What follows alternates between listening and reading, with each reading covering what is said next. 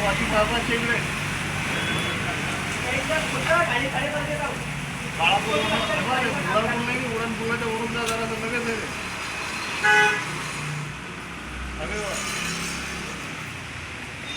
तुम्ही वॉशिंग बाबाला फक्त बोलता इकडे जा. जय जय म्हणता, welcome back to my new blog. तर कसे आहात तुम्ही? आज तुम्ही सगळे चांगलेच असणार. तर मी ना आता आपल्याला आलेलो आहे आणि आम्हाला आता जी आमच्या इथं म्हणजे ब्लूटूथची मशीन होती ती रिपेअरिंग करायची होती. तर ते आता आम्ही या दुकानामध्ये टाकलेली आहे. आता ते करत आहेत जेवण. ते बोललेत की 10-15 मिनटं तुम्ही म्हणजे 1 तास थांबा, तोपर्यंत तुमची मशीन रेडी होणार आहे.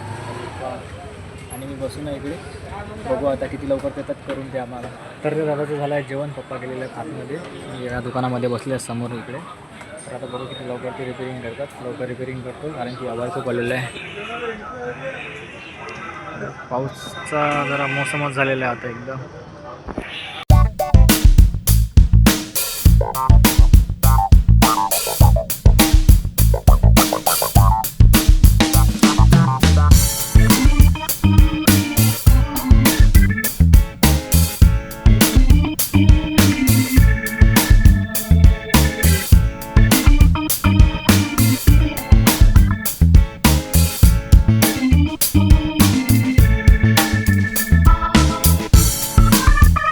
तर झाली आमची मशीन रिपेअरिंग.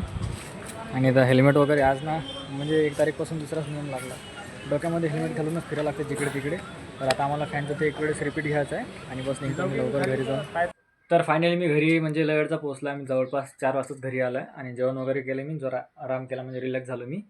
आणि हे जे आहे ना तर हे ना मी फॅनसाठी आणलेलं आहे, म्हणजे याची स्पीड वगैरे कमी जास्त करायसाठी. कारण की एकदम हा फास्ट फिरतो ना फॅन, एकदम फास्ट फिरतो ना, हा एकदम हा झटका मारतो. तर त्यामुळे ना असं वाटत होतं की त्याची मोटर खराब आहे, पण मोटर नाही याची खराब. ते स्पीड एकदम पकडतो, डायरेक्ट 7ची स्पीड आहे त्याला. तर आता मी त्याला हे लावणार आहे. तर त्याच्या पहिले ना मला मीटरचे जे डायरेक्टची लाईन आहे, म्हणजे मीटरचे जे डायरेक्टचे वायर आहेत ना, जे खांब्यावरून येतात मीटरपर्यंत, जिथून काढा लागणार आहे मला पहिले. तर मी आता याने काढणार आहे आणि नंतरला ते लावतो लवकर आणि पटकन रिपेअरिंग करून घेतो सर्व. आणि माझे पप्पा घरी असले की ना एक दिवस पण मुकाट्या नाही राहत, म्हणजे काही ना काही काम करावंच लागतं ते. असं वाटते सुट्टीचा दिवस आहे तर सुट्टी घेत नाहीत ते. बघा आता इकडे ना धुपट केलेलं आहे आणि जेवढं पण काही गवत वगैरे आलेलं आहे ते सर्व काढत आहेत पप्पा माझे. बोलतात की मग मला मच्छर चावले, आवडते गुता आले, असं काही बी बोलतात. तर हे आमचं इकडे मीटर आहे. तर याला ना आता इकडचा नट काढा लागणार आहे. या साईडचा बघा इकडे नट आहे, हा नट काढून याच्यातले वायर काढा लागणार आहे. खूप रिस्की काम आहे.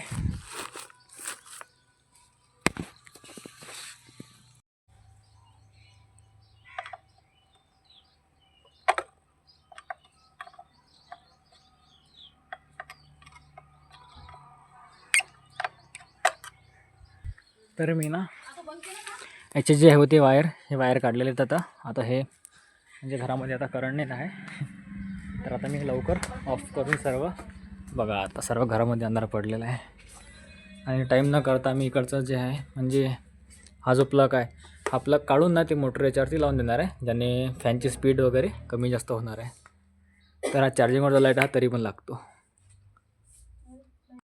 तर मी ना बोर्डाची फिटिंग वगैरे केलेली आहे. मी काही व्हिडिओ नव्हता काढला कारण की मला ना म्हणजे लाईट होतं ना चार्जिंगचं आपण बंद झालेलं.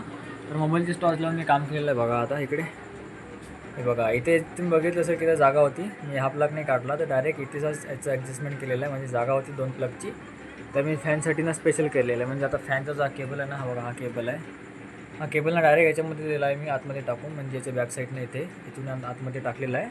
आणि फॅन आता व्यवस्थित काम करत आहे.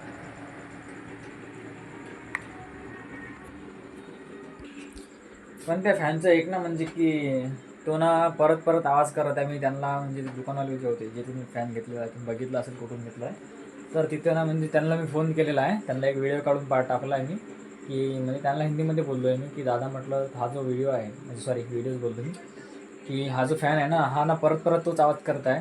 तर ते बोलले की मला तू व्हिडिओ काढून पाठव, म्हणजे व्हिडिओ काढून पाठव आणि मी ना समोर कंपनीला सांगतो की अशी म्हणजे प्रॉब्लेम येते फॅनमध्ये.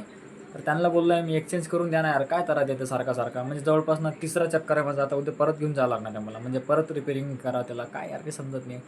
आपण ना पैसे दिल्यावर नसं जरा वेगळंच मन दुखते. एकतर माझ्या मम्मीला म्हणजे माझ्या मम्मीचे पैसे आहेत ते माझ्या मम्मीला ना लाडकी बहीण आली होती ना, तर त्याचे माझ्या मम्मी ना म्हणजे सुरुवातलाच म्हणजे वाटते हा तर 1500 रुपये भेटले मम्मीला, तर मम्मीनं डायरेक्ट फॅन घेतला आहे. म्हणजे पैसे खाण्यात जातात त्याच्यापेक्षा आपण वस्तू घेऊ असल्यामुळे तर माझ्या मम्मीने फॅन घेतला आहे. तो पण काही कामाचा नाही आहे, खूप आवाज करते कर. मी व्हिडिओ काढलेला आहे, मी थोडासा शॉर्ट टाकणार आहे की कशाप्रकारे आवाज करतो आहे तो. ते समजत नाही आहे मला, माझं पण डोकं काम नाही करतं. एकदा पप्पा ओरडतात मला की काय यार तू फॅन आणला, तुला का दुकान होतं का अकोल्यामध्ये. आता माझ्यावर येणार ना सगळं, कारण की मी समोर गेलो ना फॅन घ्यायला. तर बघू आता उद्या ते काय बोलतात. तर त्यांना तर बोलला मी एक्सचेंज करा, जर नसतील एक्सचेंज करत तर त्यांना एकच बोलणार की मला पैसे परत द्या, फॅन तुम्ही घेऊन घ्या. दुसरा रस्ता नाही ना आपल्याकडे आता, काही समजत नाही काय करावं. तर बघू आता काय आहे तर. आणि आजोबांनी ना आजोबांनी घेतलेली आहे पाणीपुरी. आजोबाला बोललो आहे मी का घेऊ नको घेऊ, एक तर माझं पोट पूर्ण पॅक आहे, कारण की मी आल्यावर लगेच जेवण केलं ना म्हणजे संध्याकाळी, तर काही भूक नाही मला आता. तर 1-2 फुगे खाऊन बघायन मी, आता ते पण नाही खात आहे, काही फायदा नाही खाऊन. आणि जरा मला बरं नाही वाटत आहे. मी ना काल दिदीला दवाखान्यामध्ये घेऊन गेलो, मी बघितलं असेल कालच्या ब्लॉगमध्ये तुम्ही. तर आज ना मला जरा वेगळंच लागत आहे, म्हणजे असं इकडे कान वगैरे जे आहेत ना असे गरम वाफ मारत आहेत.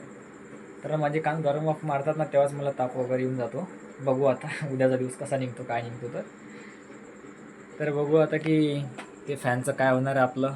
तर आता तर मला भूक तर नाही आहे, बघू आता तरी मम्मी काय करते स्वयंपाक वगैरे. तसे तर सर्व आरामच करत आहे तिकडच्या रूममध्ये, म्हणून मी या साईडला आलो आहे, कारण की त्यांना डिस्टर्ब नाही झालं पाहिजे ना. तर बघू आता आपण काय होणार आहे तर समोर फॅन.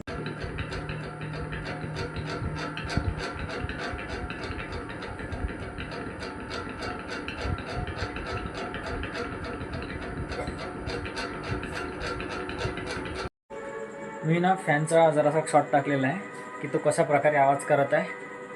कमेंटमध्ये नक्की सांगा की आता मी त्याच्यावरती काय उपयोग करू, म्हणजे काय त्याचा वापर करू, म्हणजे कसं काय करू. तुम्ही सर्व सांगून द्या मला कमेंट करून. त्याला रिपेरिंग करू की एक्सचेंज करू की पैसे परत घेऊ, काही समजत नाही मला पण. कारण की मी ना संध्याकाळी ओरडले मला पप्पा, म्हणजे मी आता पप्पा ओरडल्यावर तुम्हाला पण माहिती कसं वाटते.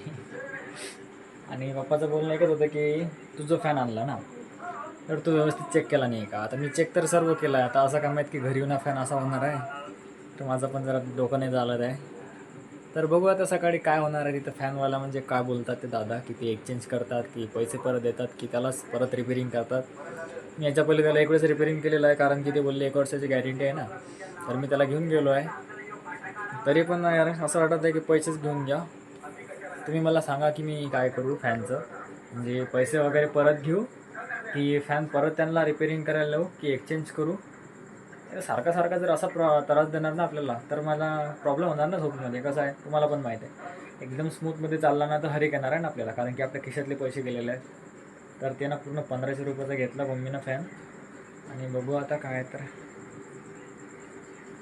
तसं पण ना म्हणजे आपल्या महिन्याची पैशाची कमाई राहते ना, तर खूपच वेगळंच लागतो. चला आपल्याला पैसे सापडले, काही कोणी आपल्याला गिफ्ट दिलेलं आहे तेव्हा काही वाटणार नाही, कारण की ती आपल्याला भेटलेली वस्तू असते तेव्हा एवढं त्याची जाणीव नसते. पण जेव्हा स्वतःच्या खिशातले पैसे वगैरे काही देतो ना आपण, तेव्हा जरा अलगच वाटतो यार. तर ठीक आहे यार, जास्त काही मी सांगायची, तुम्हाला पण माहिती आहे कंडिशन कोणाची कशी असते. तर तुम्हाला आजचा ब्लॉग कसा वाटला कमेंटमध्ये नक्की सांगा. आज ना मी जास्त काही ब्लॉग नाही काढला, कारण की मला पण बरं नाही वाटत आहे. तर बघू आता सकाळपर्यंत, मला जर बरं वाटलं तर ठीक, नाहीतर मला पण दवाखान्यात जावं लागणार आहे. आणि माझ्याशिवाय कोणी घरात गाडी पण नाही चालवत आहे. माझे पप्पा ना अजून पण पप्पा गाडीने चालवत आहेत, म्हणजे बाप्पा बाकीचे वगैरे जे पप्पा ना म्हणजे अजून गाडी चालवलीच नाही त्यांनी. ते बोलतात की तुझी गाडी तू एकटाच चालव, मी नाही चालवत आहे. बाकी बाहेर कुठं चालवत असेल तर काही माहीत नाही मला. तर आजचा ब्लॉग तुम्हाला कसा वाटला ना कमेंटमध्ये नक्की सांगा. नवीन असाल ना तर प्लीज यार लाईक शेअर सबस्क्राईब सगळं करून घ्या. भेटूया पुढच्या ब्लॉगमध्ये. Thanks for watching. Bye bye guys. तुम्ही पण तुमच्या तब्येतीची काळजी घ्या. बघितली असेल की माझी दीदीनं म्हणजे 3 आम्ही बाहेर गेलो होतो ना, बघितलं असेल तुम्ही की आम्ही कुठे गेलो होतो. जवळपास आम्ही गेलो होतो लांबघाटला. तर तिकडे कसं पाऊस चालू होता, त्याच्यात आंघोळ केली आम्ही त्या नदीमध्ये. आणि ते मुकुट पण आहे ना ते गायचं तोंड वगैरे त्याच्यातून पाणी पडते. ते रहस्यमय गोष्ट आहे, ती सांगितलं त्याच्यामध्ये. तुम्ही बघून घ्या तो ब्लॉग कसा आहे तर ठीक आहे. भेटूया पुढच्या blog. Thanks for watching. Bye bye.